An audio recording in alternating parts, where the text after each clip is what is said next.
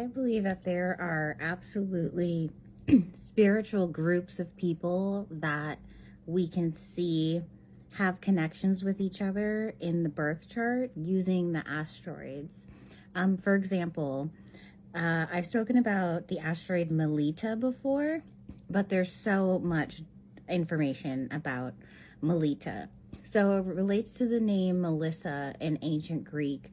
And there was a group of priestesses that were called the Melissae or Melissae.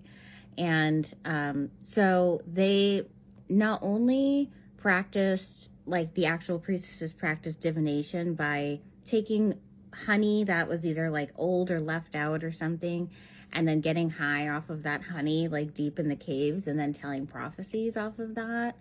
There is also connections to the Melissae being related to bees, because that's where the meaning comes from.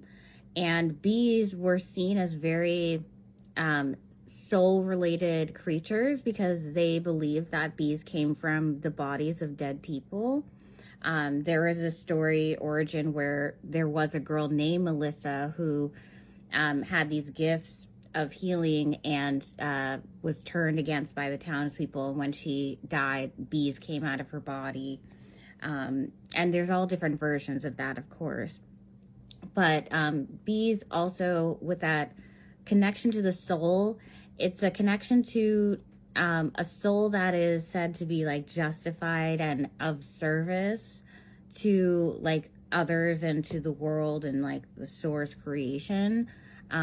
And so it's a group of devoted souls, a collection of them. And so it's almost like, I like to think of it as soul groups, because there's also groups of stars called Melot, which is, I'm guessing, the more masculine version of that. And they're star clusters that have so many stars inside of them. And that makes me think of like a beehive. And also bees, the hum of the bees is said to be actually very healing in its own way as well. And honey was said to be like served to the gods in ancient Greek, and honey does have healing properties with antibiotic properties. So I think it's really interesting. If your name is Melissa, I think you absolutely have a connection to this asteroid automatically, just by it being your name. And because I think our names are very powerful and chosen specifically for us and relate to all the other cosmic codes that we come with.